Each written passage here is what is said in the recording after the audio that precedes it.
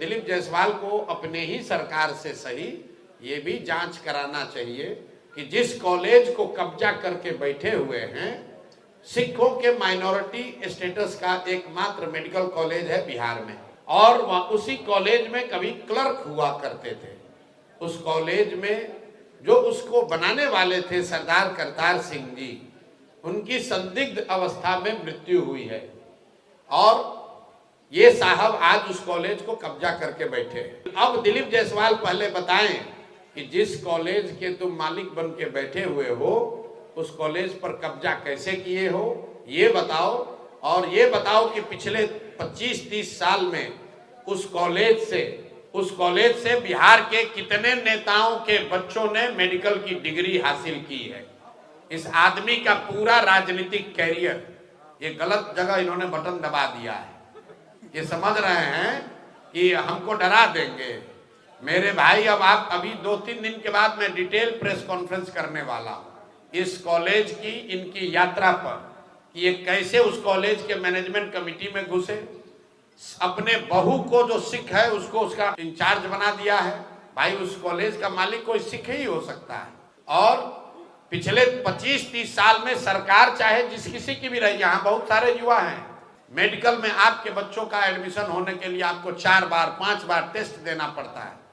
और ये जो कॉलेज है जो इनके अध्यक्षता में, इनके मार्गदर्शन में चल रहा है, इसमें बिहार से के कितने नेताओं के बच्चों ने, उनके भांजों ने, उनके भतीजों ने, उनके भाइयों ने मेडिकल की डिग्री हासिल की है। ये रिकॉर्ड दिलीप जायसवाल को जारी करना चाहिए। नहीं करेंगे तो हम जारी करेंगे कि आप देखिएगा कि कोई नेता किसी दल का बचेगा नहीं। कम से कम 50 से ज्यादा नेताओं को, ध्यान रखिए, 50 से ज्यादा अलग अलग दल के नेताओं ने अपने परिवार से जुड़े हुए लोगों को उस मेडिकल कॉलेज के माध्यम से मेडिकल की डिग्री दिलवाई है। और दिलीप जायसवाल का पूरा राजनीति इसी पर है। अब आप लोग जाकर पूछ लीजिएगा कि प्रशांत किशोर ने आरोप लगाया है, जो दम है वो कर लो। और इससे पहले एक और नेता थे, सर्वदलीय नेता, इनका नया नाम रखे हैं, इसका नाम है सर्वदलीय नेता। आप लोग, हम लोग सुनते हैं नेता लोग दल बदलता है, तो अशोक चौधरी ने उसका एक स्टेप आगे का रास्ता निकाल लिया। ये कहा दल क्यों बदले, सब दल में एक एक आदमी को रख दो, दल बदलने की जरूरत नहीं है। बाबूजी कांग्रेस में, बेटा जदयू में, बेटी लोजपा में, और दामाद खुदे से कहे कि आरएसएस भाजपा में। तो भाई कोई दल बचा नहीं। हमने कहा एक आरजेडी बचा है, उसमें भी परिवार का कोई रख दो कि कोई भी जनता कहीं वोट दे तुम ही रहोगे। तो ये 3 गो जो नेता है, ये दिलीप जायसवाल भाजपा का यहाँ अध्यक्ष, ये बताएं कि मेडिकल कॉलेज जिसके ये मालिक मुखिया बने हैं किस आधार पर वहां पहुंचे, करतार सिंह जी के साथ क्या हुआ, और उस मेडिकल कॉलेज में पिछले 25-30 सालों में कितने बिहार के नेताओं के परिवार से जुड़े हुए लोगों को मेडिकल की डिग्री दी गई।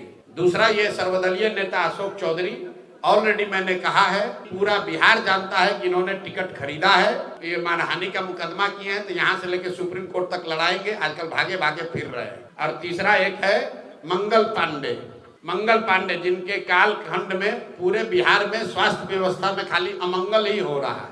बोला कि हमारा मंगल काल चल रहा है, हम बोल मंगल काल उसका खुद का चल रहा है, पूरे बिहार के लोगों का अमंगल काल चल रहा है। क्यों बोल रहे हैं समझ लीजिए, तीनों को क्यों चिन्हित किया है। ये दिलीप जायसवाल अभी राजस्व मंत्री थे। ये जो जितना लैंड का डिजिटाइजेशन हुआ है, सीओ बीडीओ के ऑफिस में जो भ्रष्टाचार फैला है, ये पैसा कौन ले रहा है भाई? सब आदमी कह रहा है बिहार में बहुत भ्रष्टाचार है, तो पैसा जा कहाँ रहा है? ये पैसा जा रहा है नीतीश कुमार के उगाही मंत्रियों के पास। ये 3, 4, 5 जो मंत्री है, यही सब लूट रहा है अफसरों के जरिए, व्यवस्था के जरिए। और प्रशांत किशोर जनसुराज इन लोगों से डरने वाले नहीं है। केस करना है केस करो, आके मैदान में चुनाव लड़ना है चुनाव लड़ो, कोई डरने की बात नहीं है। इनके मुखिया पर, नीतीश कुमार को के बारे में मैंने कहा है कि भाई ये आदमी मानसिक तौर पर अस्वस्थ हो गए हैं, इससे बड़ा तो कोई मानहानि नहीं होगा।